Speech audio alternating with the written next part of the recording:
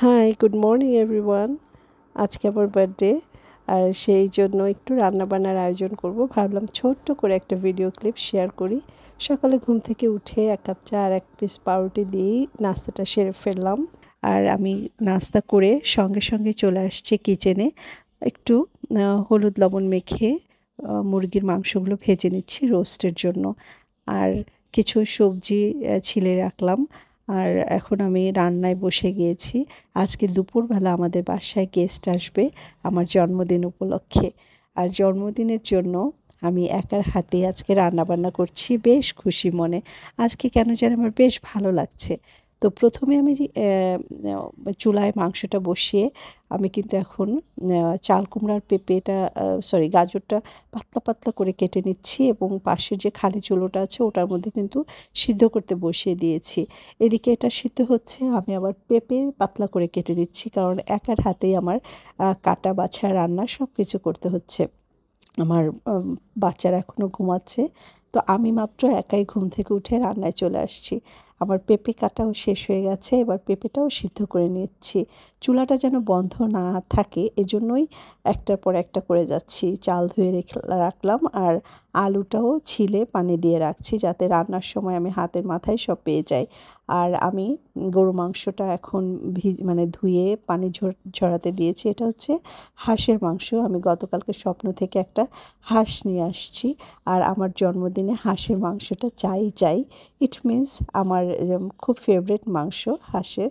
আর আমি এদিকে দেখুন মোটামুটি সব রেডি করে রেখেছি। আর ইলিশ মাছটা রান্না করব সরিষা দিয়ে। তো প্রথমেই আমি যেটা করছি, মাছগুলোও কিন্তু কেটে পানি ঝরাতে দিয়ে আমি হাঁসের মাংসটা আগে বসিয়েছি। এটা একটু সিদ্ধ হতে সময় লাগতে পারে, কারণ হাঁসের মাংস বোঝা যায় না। তারপরে আমি কিন্তু এটা কড়াইয়ের মধ্যে ভালো করে কষিয়ে আলু দিয়ে আমি এটা প্রেশার কুকারে একটা সিটি দিয়ে নামিয়ে রাখবো। ততক্ষণে এটা নরম হয়ে যাবে, আমি আদার্স রান্নাবান্নাগুলো কিন্তু করে ফেলতে পারবো। এই তো এখন হাঁসের মাংসটা কিন্তু অলরেডি প্রেশার কুকারে রেখে দিয়েছি।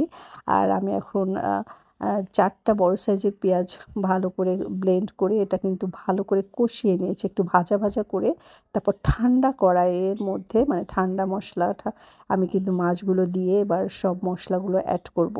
ইলিশ মাছ দমে রান্না করব, একটু সরিষা বাটা দিয়ে দিলাম এর মধ্যে, হলুদের গুঁড়া, মরিচের গুঁড়া, কাঁচামরিচ বাটা, লাল মরিচের গুঁড়া দেওয়ার কারণ হচ্ছে একটু লাল কালারটা আসবে এবং ভালো লাগবে খেতে। তো সব কিছু কিন্তু হাতে মেখে সরিষার তেল দিয়ে 30 মিনিটের মতো একদম কম আঁচে দমে দিয়ে এই মাছটা রান্না হবে। এই মাছে কিন্তু কোনো ধরনের পানি ইউজ করব না, শুধুমাত্র আমার মশলা মাখা হাতটা ধুয়ে এই পানিটুকুই দিব। মাছের গায়ের থেকে যে পানিটা বেরোবে এবং ভাপার মধ্যে এই মাছটা রান্না হবে। এটা খেতে কিন্তু অনেক মজা লাগে। আমার চ্যানেলে এই মাছের একটা সেপারেট রেসিপি আছে সরষে ইলিশের, আপনারা দেখে নিতে পারেন। ঠিক এভাবে রান্না করলে এই মাছটা কিন্তু খেতে ভালো লাগে। আজকে পোলাও রান্না করব, তো পোলাওয়ের সঙ্গে কিন্তু এই যে সরিষা ইলিশটা বেশ ভালো যাবে। বন্ধুরা, ফার্স্ট টাইম যারা আমার চ্যানেলে জয়েন করেছেন তাদেরকে ওয়েলকাম জানাচ্ছি। আমার জন্য দোয়া করবেন, আর আমার ব্লগ রেসিপি দেখতে চাইলে আমার চ্যানেলটা সাবস্ক্রাইব করে রাখতে পারেন। আশা করি আপনাদের ভালো লাগবে। মাছগুলো বসানো হয়ে গেছে কড়াইয়ের মধ্যে, এবার আমি তেল দিয়ে দিলাম। তো পেঁয়াজ ভাজার সময় তেল দিয়েছিলাম, আর মাখানোর সময় একটু তেল দিয়েছি, আর এখন একটু তেল দিলাম। মোটামুটি আপনার পছন্দ মতো মশলা কিন্তু আপনি ইউজ করতে পারেন। আর কয়েকটা কাঁচামরিচ দিয়েছি যাতে করে সুন্দর কাঁচামরিচের একটা ফ্লেভার আসে। তারপর ঢাকা দিয়ে পাশের চুলোয় রেখে আমি কিন্তু আবার এই চুলায় এখন চলে আসছি রোস্ট রান্না করার জন্য। রোস্টের জন্য পেঁয়াজ বাটা এবং এখানে বাদাম বাটা আছে, একসঙ্গে কিন্তু ভালো করে কষিয়ে নিচ্ছি। আমি ব্লেন্ডারে করেছি। আর রোস্টের জন্য আমি সবসময় কিন্তু রাঁধুনির এই মশলাটা ইউজ করি।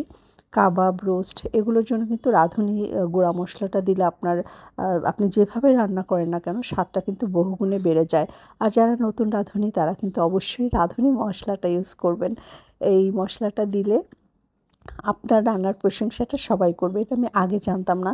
আগে আমি মোটামুটি নিজেই মশলা টশলা করে দিতাম, কিন্তু এখন যেহেতু আমরা খুবই বিজি আর সবাই ব্যস্ত থাকি, সেই জন্য নিজে মশলা প্রিপেয়ার করে পারফেক্ট টেস্ট আনাটা এবং স্মেল আনাটাও কিন্তু একটা কঠিন চ্যালেঞ্জ।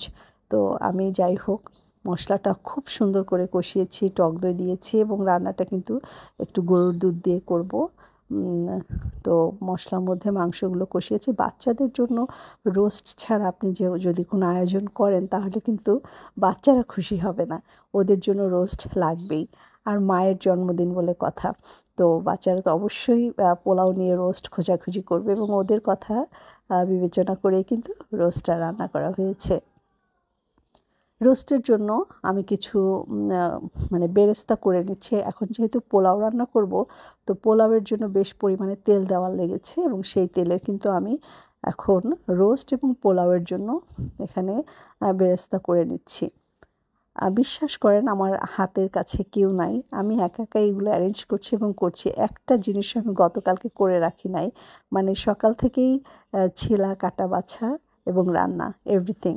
এখন প্রায় ঘড়ির কাঁটায় 11:30 বেজে গেছে, 12টার কাছাকাছি। আমি এদিকে গরু মাংসটাও বসিয়ে দিয়েছি। গরু মাংসটা আমি সমস্ত মশলাটা মেখে তারপরে কড়াইতে বসিয়েছি। কড়াই আমি খুব ভালো করে কষিয়ে নিব, তারপরে আলু দিয়ে প্রেসার কুকারে কিন্তু এটাও দমে দিয়ে রেখে দিব। এতে করে অন্যান্য কাজ করতে করতে কিন্তু হয়ে যাবে। তো মাছটা কিন্তু অলরেডি আমি ট্রান্সফার করেছি, হাঁসের মাংসটাও হয়ে গেছে। আর এখন আমি চলে আসছি হলো সবজিটা রান্না করতে। যে চাইনিজ ভেজিটেবলটা করব সেটার জন্য মুরগির মাংসগুলো আমি ভালো করে ভেজে নিয়েছি, মানে কষিয়ে তারপরে আমি এই সবজিটা রান্না করব। তো খেয়াল রাখবেন যেন মাংসটা আপনি পুরো মাংসের মশলা দিয়ে ভালো করে কষিয়ে নেন। এই মশলায় কিন্তু কোনো ধরনের হলুদ যাবে না। আর সিদ্ধ করা যেহেতু আছে সবজি, সেহেতু এটা রান্না হতেও বেশি সময় লাগবে না। চাইনিজ ভেজিটেবলেরও কিন্তু একটা রেসিপি আমার চ্যানেলে আছে, দেখে নিতে পারেন। বেশ মজা হয় এই ভেজিটেবলটা। এবং পোলাওয়ের সঙ্গে যেহেতু একটা সবজি লাগেই, সেক্ষেত্রে এরকম একটা সবজি কিন্তু আপনারা করে নিতে পারেন। একটু ময়দা পানির সঙ্গে গুলিয়ে দিয়েছি, এতে করে যে চাইনিজ ভেজিটেবলের থিকনেসটা আসবে। আর দেখতেই পাচ্ছেন কালারটা, কিভাবে এরকম সুন্দর কালার রাখবেন সেটাও কিন্তু আমার রেসিপিতে বলা আছে। আপনারা যদি দেখেন ভালো লাগবে। এই যে হয়ে গেল আমার রান্নাবান্না, ইলিশ মাছটা ট্রান্সফার করেছি, দেখেন কি সুন্দর লাগছে। তারপর এটা হচ্ছে রোস্টটাও কিন্তু দারুণ লেগেছিল খেতে। তারপরে সেই ভেজিটেবলটা। তো এখন ঘড়ির কাঁটায় প্রায় 1:30 বাজে, আমার রান্নাবান্না শেষ, অলরেডি গেস্ট কিন্তু চলে আসছে, তাদের সামনে এই ভিডিওটা করা। এটা হচ্ছে সেই গরু মাংস, আর এই যে আমার প্রিয় হাঁসের মাংস। আপনাদের কেমন লাগে আমার ভিডিওগুলো কিন্তু কমেন্টসে জানাতে পারেন। একার হাতেই কিন্তু সালাদগুলো কেটেছি, মানে আপনারা বুঝতে পারছেন আমি কিন্তু মেশিনের মতো কাজ করেছি 2টা চুলায়। আর পোলাওটা খুবই ঝরঝরে হয়েছে। আর আমার যে আইটেমসগুলো এগুলোই তো বুঝতেই পারছেন, একার হাতে ভিডিও করা রান্না করা একটু চ্যালেঞ্জিং। আজকে আমার খুব পছন্দের যে দিদির কথা বলেছি, সুফলা দি, উনি আমার জন্য একটা নিজের হাতে মালটা কেক বানিয়ে এনেছেন। কেকটা খুব সুন্দর ছিল। আমরা কিন্তু এটা বিকালে চা দিয়ে খেয়েছি। আর আমার ছেলেমেয়েরাও আমার জন্য সমিজ থেকে একটা কেক এনেছে। আমার ছোট ভাইয়ের বউ আমার জন্য একটা গিফট আনছে, সুন্দর একটা শাড়ি। তো সব কিছু মিলিয়ে দিনটা বেশ ভালো কেটেছে। আপনারা আমার জন্য দোয়া করবেন। এই তো বিদায় নিচ্ছি, টাটা।